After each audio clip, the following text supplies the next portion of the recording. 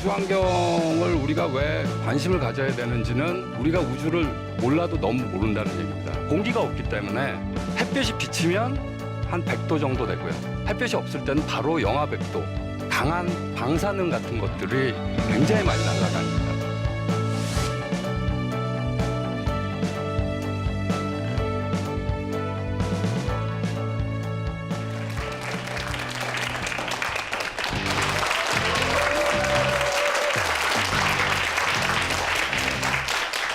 안녕하세요. 뉴턴이 사과나무 아래서 발견한 과학, 그 짜릿한 즐거움을 여러분에게도 선사해드립니다.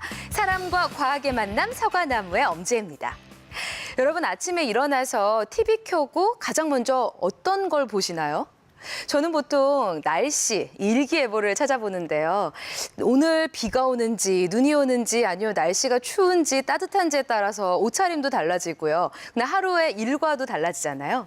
근데 이런 일기예보가 우리의 지구상의 날씨에만 있는 게 아니라고 합니다. 또 다른 예보가 있다고 하는데요. 과연 그게 뭘까요? 오늘 그 답을 알려주실 분을 모셨습니다. 오늘의 강연자 오승준 대표님을 소개합니다. 네. 안녕하세요. 오승준입니다. 오늘 제가 여러분의 기상캐스터가 될 예정인데요. 뜬금없다고 생각하실지 모르겠지만 오늘 여러분에게 우주 날씨에 대해서 말씀드리고자 합니다. 재밌는 강연 기대해 주십시오. 네, 오승준 대표님 무대 위로 모실게요. 아니 오늘 기상캐스터가 되신다고 오셨는데요. 그냥 지구상의 기상캐스터가 아닌 것 같아요. 우주 일기예보는 뭔가요? 우리가 사실 일기예보라는 게 우리가 이제 춥고 덥고 비가 오고 눈이 오고 우리 생활과 관련돼 있는데 지금 이제 우리 생활은 우주 공간에까지 이제 곧 우주 관광도 가고 그리고 우주에 있는 여러 위성이나 이런 걸 이용해서 우리 생활에 많은 편의를 제공받고 있는데요. 그렇기 때문에 우리의 날씨는 이제 우주까지 확장이 돼서 그것도 이제 예보를 하는 것이 지금은 필요한 시점이기 때문에 우주 날씨라고 따로 이름을 붙이고 있습니다. 우주 환경 예보. 도대체 언제부터 이 분야에 관심을 갖게 되신 거예요? 한 13년 전입니다. 2002년도에 우주 환경과 관련된 어떤 피해 사례 같은 것들을 보고 이것들이 좀 비즈니스가 될 수 있겠다 생각을 해가지고 창업을 했습니다. 창업을 했는데 실제로 우주 날씨나 우주 환경 예보로 사업을 시작한 거는 아마 창업하고 한 9년 정도 된 것 같습니다. 너무 빨리 시작하셨네요. 네. 13년 전에 처음 이걸 관심을 가지셨다고 하는데 저희는 불과 저를 포함해서 13분 전에 우주 환경 예보에 대해서 처음 들었거든요. 도대체 어떤 내용인지 강연자께 제대로 이야기를 좀 들어봐야 할 것 같습니다. 박수 부탁드릴게요.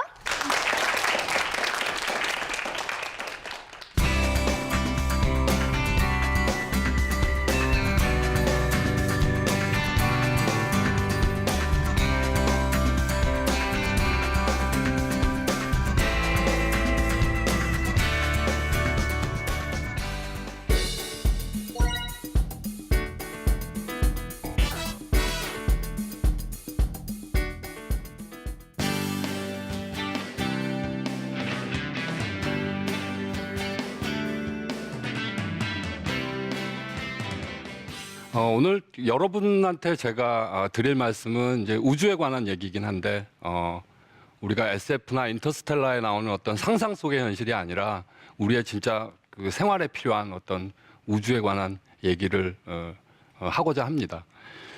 그렇기 때문에 이제 우주 환경이라는 거는 사실 우주에 있는 어떤 환경이나 날씨에 관련된 얘기인데 이것들이 우리 생활과 직접적으로 연관이 있는 부분이 굉장히 많기 때문에 우주 환경이라는 거의 어떤 특징이나 그리고 왜 그것을 해야 되는 거에 대한 간단하게 말씀을 드리겠습니다.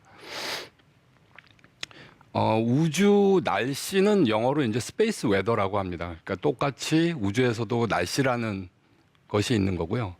정확한 정의는 그 인류의 생명과 복원, 그리고 이제 인류의 생활을 발전시키기 위한 생활에 우리가 사용하게 되는 어떤 여러 가지 우주 및 지상의 기술 인프라들의 영향을 미치는 근지구 공간 및 고층대기의 현상입니다. 조금 복잡한데 조금 설명을 더 드리면 우리가 먼 우주를 보는 게 아니라 우리의 진짜 그 통신이나 아니면 직지나 이런 것과 그 관련이 있는 우리의 환경이 되는 그곳까지의 우주 공간을 의 상태 변화를 얘기합니다.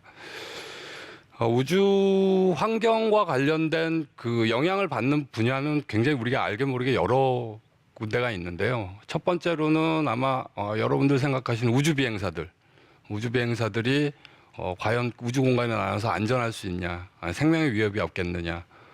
그리고 두 번째로는 그 공간상에 또 뭐가 있죠? 인공위성으로부터 우리가 사진도 받아보고 통신도 하고 방송도 하고 그런 것들이 아마 제일 첫 번째로 영향을 받는 분야고요.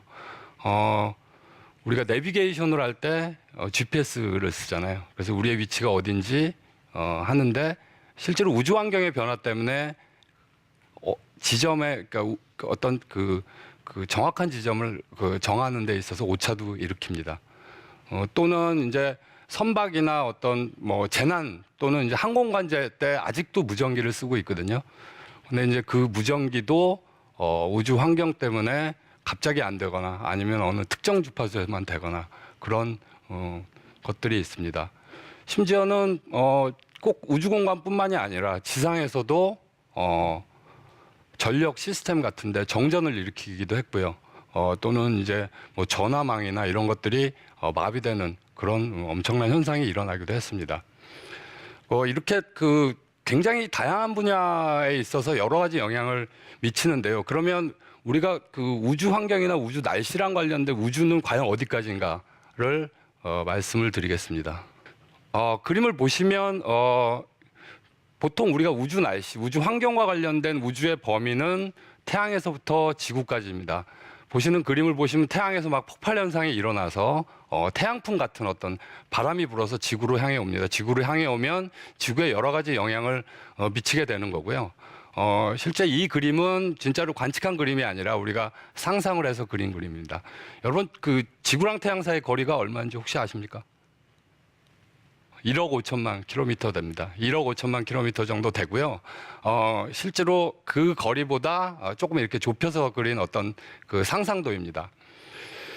우리가 우주를 생각을 할 때 우리가 우주 날씨에서 생각하는 공간의 범위는 인터스텔라에 나오는 어떤 블랙홀이나 이런 거보다 훨씬 가까운 범위입니다. 즉 가장 먼 데가 주로 태양이고요. 그 다음에 이제 지구의 대기에서부터 조금 윗부분부터 시작을 합니다. 그래서 우리가 날씨랑 관련돼 있는 부분은 우리가 여기서 한 10km 정도의 대륙권이라고 그래서 거기서 이제 날씨 현상이 일어나고요. 점점 올라가면 올라갈수록 공기는 점점 희박해지겠죠. 그리고 더 올라가면 사실은 우주 공간의 특성을 가지게 될 겁니다. 그러니까 뭐 공기 입자도 없고 한 100km 정도 올라가면 그때 되면 지구 대기에 있는 성질하고 그다음 우주 공간에 있는 성질하고 그 둘 다 이제 번갈아서 나타나는 현상들이 있고요. 보통 그 성층권 위에서부터 우주 날씨라고 하면 우주뿐만이 아니라 그 고층 대기부터부터 시작을 해서 거기에 관련된 현상들을 연구를 하는 여러 학문의 종합적인 어떤 분야입니다. 특히 이제 우주 환경에서 조금 이따가 설명을 드리겠지만 그 지구가 하나의 자석이잖아요. 그래서 지구 자기권이 굉장히 중요합니다. 그래서 우리 그림에 보시면 우리 지구 자기권이 나와 있고 저 지구 자기권에 어떤 영향을 미치는 자기권계면의 높이는 약 한 5만 킬로에서 6만 킬로미터 정도 되고 있습니다. 그래서 이제 태양으로부터는 굉장히 멀리 있고 저런 공간상에 우리가 GPS 예를 들어서 측지를 하는 위성이나 그 다음에 우리가 날씨 예보 보면서 맨날 여러분 구름 영상 보시죠. 그것들도 저 안에 다 위치하고 있어서 그런 환경들을 종합적으로 배우고 결과를 예보하는 것들이 이제 우주 환경 예보라고 생각하시면 되겠습니다. 제가 이제 또 말씀드릴 사항 중에 이제 우주 환경이 그러면 어떤 특징을 가지고 있느냐, 어떤 특징 때문에 우리가 왜 중요하게 생각하느냐에 대해서 크게 세 가지 정도를 말씀드리겠습니다. 첫 번째로 우주 환경을 우리가 왜 관심을 가져야 되는지는 우리가 우주를 몰라도 너무 모른다는 얘기입니다.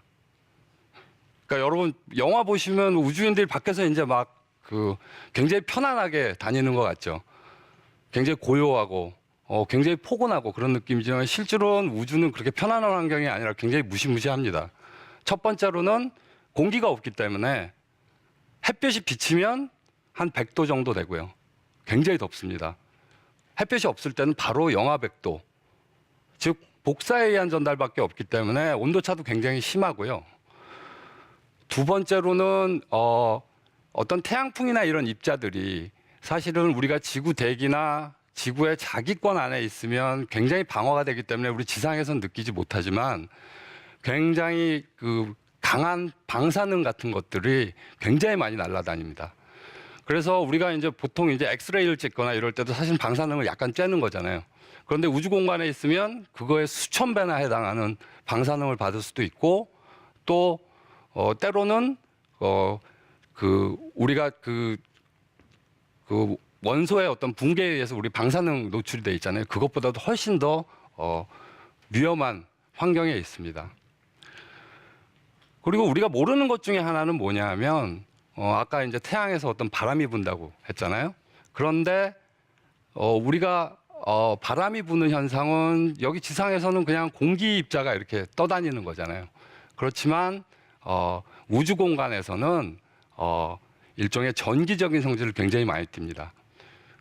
그래서 우리가 그걸 이제 플라즈마라고도 하는데요. 전체적으로는 중성인데 이것들이 플러스 마이너스 전하를 가진 것들이 이렇게 뭉쳐 있습니다. 그래서 전하를 가진 것들이 이동을 하다 보니까 어떤 자기장에 의해서도 영향을 받고 그 다음에 쉽게 전기를 일으키니까 실제로 위성이나 이런 쪽 전자 부품에 굉장히 과부하를 일으키기도 하고 그 다음에 방전을 시키기도 하고 그래서 이제 전자 장비에 영향을 많이 미치고요. 그림에 보시는 거는 이제 이게 대표적인 플라즈마 구라고 그래서 플라즈마 상태 안에 있을 때 대전체를 갖다 대면 바로 전기가 흐르는 그런 상태라는 게 우주의 특징입니다. 따라서 우주는 우리가 생각했던 것과 너무 다른 환경이기 때문에 우리가 생각하는 그런 안전한 곳이 아니기 때문에 우리가 관심을 가져야 될 곳이기도 합니다. 두 번째 특징은 여러분 그림에 보시면 어떤 장비죠? 이 변압기입니다. 변압기라는 게 뭐냐면 이제 발전소에서 전력을 생산해서 고압으로 이동을 해서 전압을 낮춰서 떨어뜨린 다음에 이제 교류로 가정에 이제 공급을 하죠. 이게 비가 오면 작동을 안 할까요? 할 겁니다. 그죠? 일단 방수겠죠? 번개를 치면 작동을 할까요? 아마 할 겁니다. 우리가 번개 치는 건 잘 알고 있으니까 주변에 아마 피레침도 있을 거고 그럴 겁니다. 우리가 생각하듯이 우리가 생각하고 너무 춥거나 너무 덥거나 이런 환경에서 작동을 과연 할까? 물론 할 겁니다. 우리는 그런 환경에 대해서 너무 잘 알고 있기 때문에. 그런데 1989년 3월에 캐나다 퀘벡 지방에서 그림과 같은 일들이 발생했습니다. 캐나다 퀘벡 지방에서 여러분 단 90초 만에 정전이 일어났어요. 그때는 3월이고 퀘벡이 사실 추운 지방이었기 때문에 보일러도 안 되고 9시간 동안 정전에 시달렸습니다. 그 이유를 알아보니까 아까 말씀드렸듯이 그 지구 자기장의 변화 때문에 전류를 일으켜서 우리가 평소에 생각하는 번개나 비가 아닌 거예요. 우리가 예상하지 못했던 것 때문에 변압기가 다 타버렸고 그것 때문에 전체 굉장히 넓은 지역이 마비가 됐습니다. 그래서 우주 환경의 그 특징 중에 두 번째는 뭐냐면 우리가 너무도 모르고 있기 때문에 우리 사회의 어떤 제품의 표준이나 이런 쪽에 우주 환경에 굉장히 취약한 점을 가지고 있기 때문에 우리가 굉장히 관심을 가져야 한다는 게 두 번째 특징이고요. 세 번째는 제가 오늘 아침에 저희 연구소에서 매일 리포트가 날라옵니다. 오늘은 태양이 어떻고 다음 주에는 폭발 현상이 있을 것 같고 이런 리포트를 저희가 합니다. 사실 저는 매일 보진 않습니다. 이틀에 한 번씩 보고요. 여러분들 그거 안 봐도 지금 옷을 바꿔 입거나 이럴 필요는 없습니다. 생각해보면 그렇게 우리 생활에 그렇게 별로 영향이 없는 것 같게 느끼기도 합니다. 그건 왜냐하면 우주 환경에 의한 어떤 피해 자체가 빈번하게 일어나는 현상은 아니거든요. 많을 때는 1년에 7, 8번, 물론 그 규모에 따라 틀리지만, 그림은 이제 1994년도에 캐나다의 두 위성이 우주 환경의 변화 때문에 그 안에 전자 부품들이 완전히 망가져가지고 위성 두 개가 그냥 고장이 났습니다. 이게 아마 피해 규모는 약 한 1조 가까이 되고요. 그러니까 우주 환경의 변화 때문에 일어나는 그 어떤 피해들은 굉장히 빈번하지 않지만 굉장히 피해액이 크다는 거죠. 영어로는 이제 low frequency, high risk라는 거죠. 그렇기 때문에 언제 어디서 일어날지는 사실 모르지만 일어났다 하면 우리 사회에 굉장히 큰 경제 규모의 손실을 일으킨다는 점에서 세 가지 특징이 있습니다. 즉 첫 번째로는 우리가 우주가 우리 지구상의 환경과 너무 다르다는 거. 두 번째로는 우리 사회가 우주 환경의 변화에 대해서 너무 모른다는 거. 세 번째로는 빈번하진 않지만 굉장히 큰 피해를 일으킨다는 것입니다. 기본적으로 제가 우주 환경의 어떤 특징에 대해서 말씀을 드렸는데 좀 이해가 되십니까?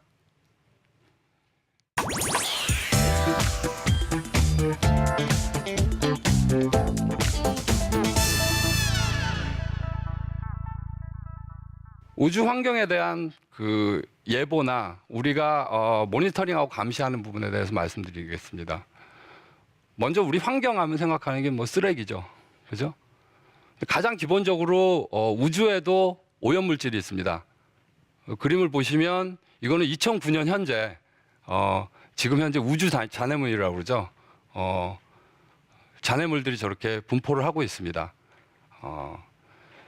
크기가 1cm에서 한 25cm 정도 되는 거. 그런 것들이 지금 한 30만 개 정도 있고요. 이거는 고장난 위성들이나 아니면 고장난 위성들이 어디 부딪혀 갖고 나오는 파편들이나 굉장히 큰 거는 8톤짜리 쓰레기도 있습니다. 가장 먼저 우리가 이제 우주를 생각할 때 주의해야 될 건 이런 쓰레기들을 잘 피해 다녀야 됩니다. 그래서 지금 우주 환경 감시 중에 중요한 것 중에 하나는 뭐냐면 저런 쓰레기들을 얼마나 분포하고 있고 어디서 분포하고 있고 이런 것들을 우리가 감시를 하고 있고요.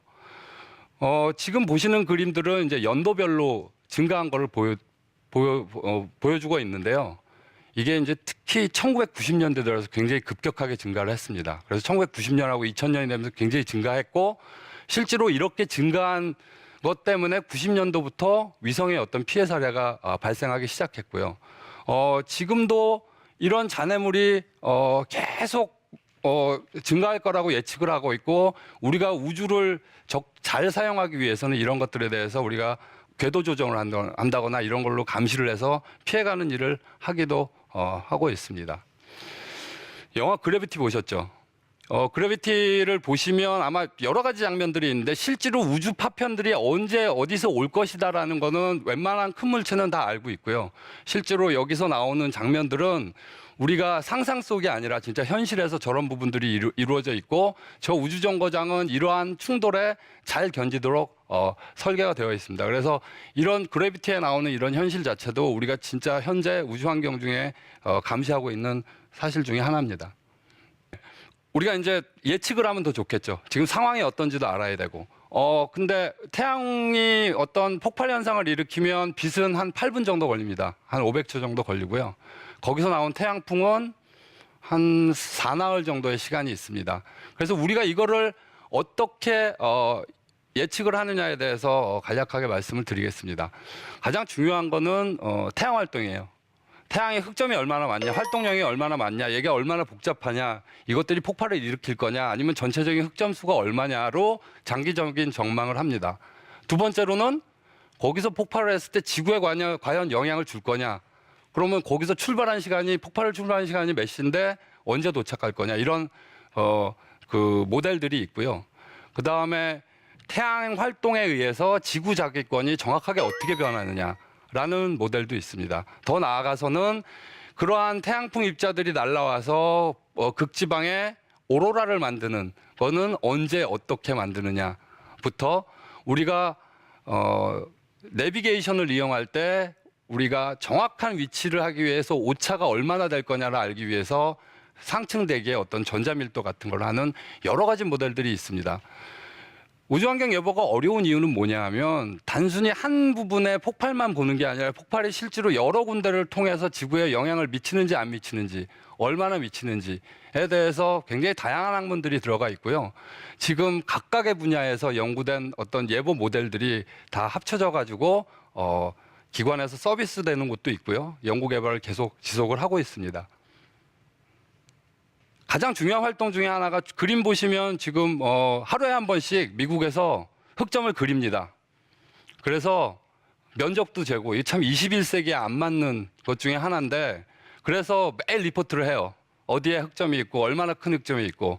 근데 이제 최근에는 이런 것들을 자동화해서 자동적으로 1시간에 한 번씩 이용을 해서 그걸 통해서 이제 예보 모델이 기반이 되는 활동들을 하고 있고요.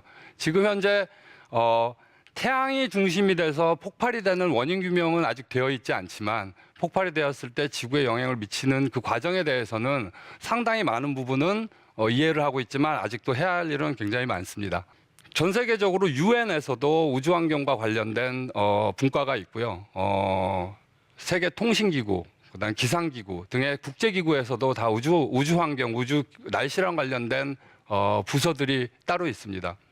우리나라에서는 기상청, 그다음에 국립전파연구원, 그리고 극지연구소, 한국천문연구원 등이 실제로 예보를 서비스하거나 그 서비스를 여러분들이 보실 수가 있고요. 연구 개발을 하고 있고요. 관련된 여러 그 학교에서 아직도 미완성인 우주 환경 예보 모델을 개발하기 위해서 열심히 노력 중입니다. 지금 현재는 태양 극대기가 지난 극소기로 가는 와중이고요. 다행히도 지난 2013년도의 극대기는 그렇게 심한 폭발 현상이 많지 않았고 피해도 그렇게 크지 않았습니다. 그렇지만 우리가 앞으로 어떤 극대기가 다가올지 사실은 모르고요. 우리 기술 인프라들이 점점 우주에 많이 의존을 하고 있으니까 향후에 제가 바라건대 가까운 미래 우리의 이런 예측하는 기술들이 우주 환경의 변화로 인한 재해를 최소화할 수 있게 기대를 하고 있습니다. 저희 강연은 여기까지입니다. 감사합니다.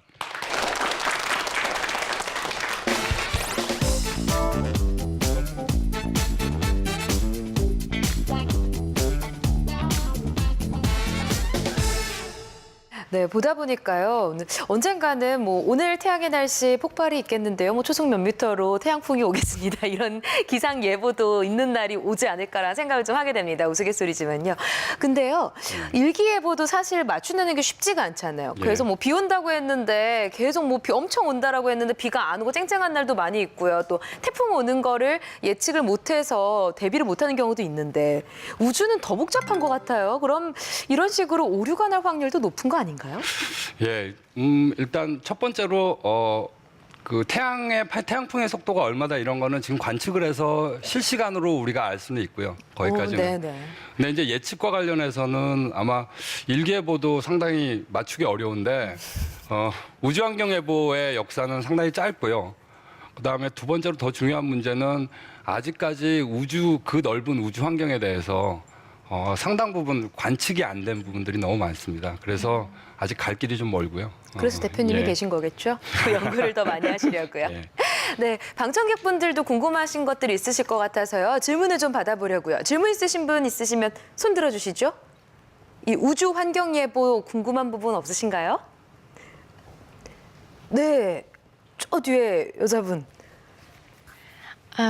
아까 말씀하신 거에서 그 우주 환경을 예측하는 게 네. 태양의 흑점 중심된 그 모델들이 많았는데, 네, 실제로 우주 환경에서 이제 어떤 피해를 입히는 게 태양에 영향을 미치는 게 태양의 흑점 말고도 뭐 다른 부분도 많을 것 같은데, 해성이나 다른 부분도 많을 것 같은데 그런 부분들에 대해서는 어떻게 예측하는 모델들이 있는지 궁금해서. 사실 그 질문은 두 가지라는 생각이 들고요. 첫 번째로 이제 태양 말고 영향을 미치는 부분이 어디에 있느냐가 첫 번째 질문인 것 같고요. 두 번째로는 흑점 활동 말고 다른 그 원인은 어떻게 예측을 하느냐 그 두 가지 질문으로 생각을 하면 될 것 같고요. 사실 태양으로부터 오는 어떤 그 폭발 현상도 우리가 모니터링하고 그게 제일 중요한 요인이긴 합니다. 근데 지구의 대기 현상에 의해서 거꾸로 올라가서 고층 대기의 어떤 그 뭐라 그래야 되나 밀도 같은 것들이 변합니다. 근데 이제 그렇게 밀도가 변하면 통신 같은 것들이 통신이나 아니면 그 치기 오차라고 그러죠. 위치 측정을 하는 그게 굉장히 오차가 많이 생깁니다. 그래서 간단하게 말씀드리면 크게 보면 위로부터 태양으로부터 오는 원인이 있고요. 두 번째로는 대기로부터 오는 원인 두 가지로 사실은 생각을 하고 있고요.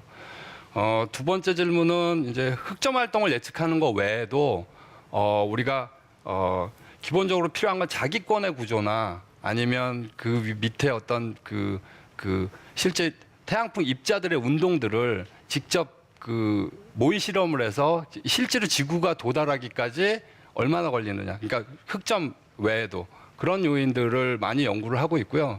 사실 짧은 시간에 말씀드릴 수 없을 정도로 굉장히 여러 가지 분야가 있습니다. 예. 네, 어떻게 답이 되셨나요? 네, 오늘 우주환경예보라는 좀 생소한 개념을 속속들이 잘 설명해 주신 오승준 대표님 감사합니다. 감사합니다. 내려와 주시면 돼요. 네, 우리 인류의 활동 반경이요. 지구뿐만이 아니라 이제 우주로까지 넓어지고 있다고 하니까요. 우주 환경에 대한 관심을 갖는 건 당연한 게 아닌가 싶습니다. 어떻게 생각해 보면요. 우리가 알고 있는 것보다 이 과학은 더 많은 곳에서 활용이 되고 있는 게 아닌가 싶네요. 사과나무 아래에서 알려드리는 재미있는 과학 이야기. 오늘 준비한 내용은 여기까지입니다. 다음 시간에 더 신비로운 과학 이야기 가지고 여러분 찾아올게요. 고맙습니다.